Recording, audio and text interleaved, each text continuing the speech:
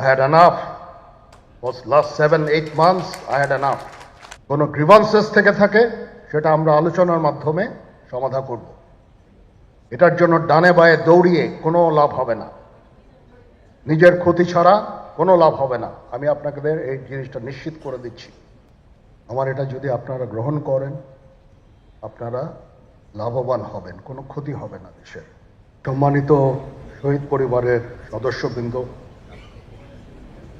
Chairman rava, নৌবাহিনী প্রধান general Nuruddin sir, senior general city, অন্যান্য জেনারেলবৃন্দ, উপস্থিত অফিসার্স এবং অফিসারের পরিবারবর্গ, প্রিন্ট ও ইলেকট্রনিক মিডিয়া থেকে আগত সাংবাদিকবৃন্দ, আসসালামু আলাইকুম। আজকে একটা বেদনা বিধুর দিবস। 2009 সালের 25শে ফেব্রুয়ারি আমরা এই 57 জন চৌকস সেনা অফিসার এবং শুধু তাই নয়, আমাদের কিছু কিছু পরিবারবর্গ সদস্যদের আমরা হারিয়েছি। এখানে আসার সময় এই ছবিগুলো আমি দেখছিলাম। এই ছবিগুলো আপনারা অনেকে ছবিতে দেখেছেন, কিন্তু এগুলো আমার সব চাক্ষুষ দেখা। আমি একটা চাক্ষুষ সাক্ষী এই সমস্ত বর্বরতার।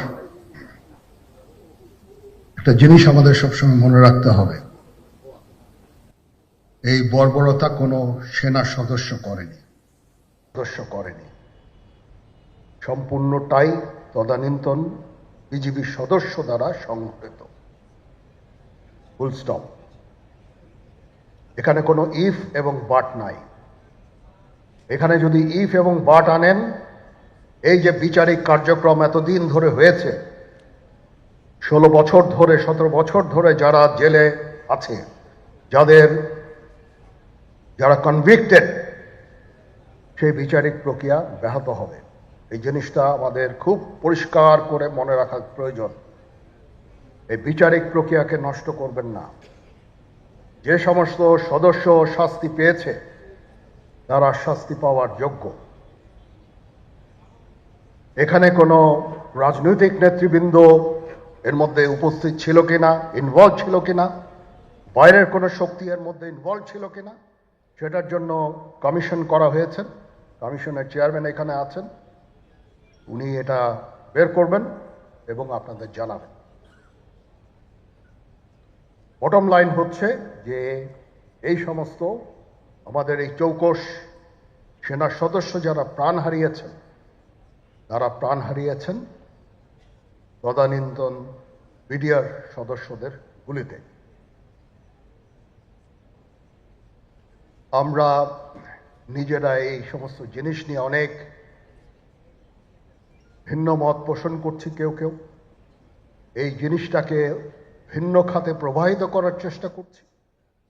সেটা আমাদের জন্য মঙ্গলজনক হবে না। আজকে যদি আমার যে উপদেশ আমি কিছু দিয়ে যাব, সেটা যদি আপনারা গ্রহণ করেন, আপনারা লাভবান হবেন। আমি এটা আপনাদের নিশ্চিত করছি। আমরা নিজেরা ভেদাভেদ সৃষ্টি না করি, আমরা নিজেরা ইউনাইটেড থাকি। আমাদের মধ্যে যদি কোনো সমস্যা থেকে থাকে, কোনো ব্যত্যয় থেকে থাকে, কোনো গ্রিভান্সেস থেকে থাকে, সেটা আমরা আলোচনার মাধ্যমে সমাধান করব। এটার জন্য ডানে বায়ে দৌড়িয়ে কোনো লাভ হবে না, নিজের ক্ষতি ছাড়া কোনো লাভ হবে না। আমি আপনাদের এই জিনিসটা নিশ্চিত করে দিচ্ছি। কিছু কিছু সদস্যদের দাবি যে তারা 2009 সাল থেকে আজ পর্যন্ত বিভিন্ন শাস্তি পেয়েছেন। কেউ কেউ দায়ী করছেন যে তারা অযাচিতভাবে শাস্তি পেয়েছেন। এটার জন্য আমি একটা বোর্ড করে দিয়েছি, একজন লেফটেন্যান্ট জেনারেল সেই বোর্ডের সদস্য। প্রথম ফেজে 51 জন সদস্যর ব্যাপারে আমার কাছে রিকমেন্ডেশন নিয়ে এসেছে। তার রিকমেন্ডেশনের অধিকাংশই আমি গ্রহণ করেছি এবং আরও বেশি আমি দিয়েছি। নেভি এয়ারফোর্সও তাদের এই কার্যক্রম চালিয়ে যাচ্ছে।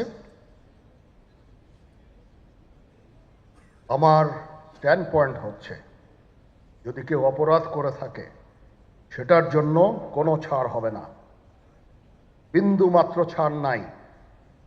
আমি আপনাদের পরিষ্কার করে দিচ্ছি, it is a discipline force.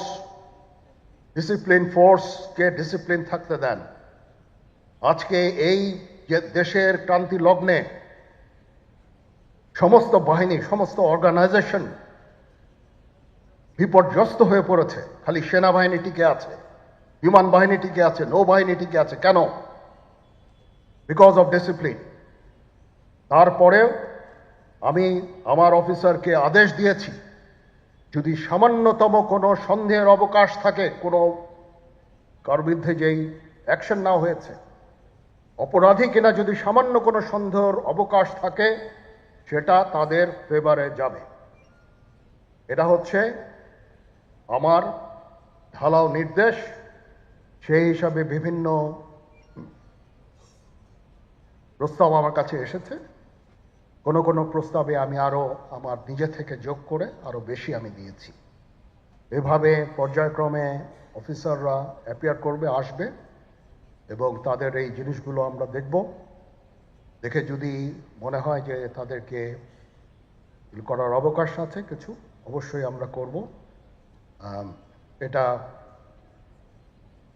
ন্যায় নীতিতে আমরা প্রতিষ্ঠিত থাকব ইনশাআল্লাহ। আপনারা কিছু মনে করবেন না, আজকে আমি একটু পরিষ্কার করে আমি কথা বলতে চাই।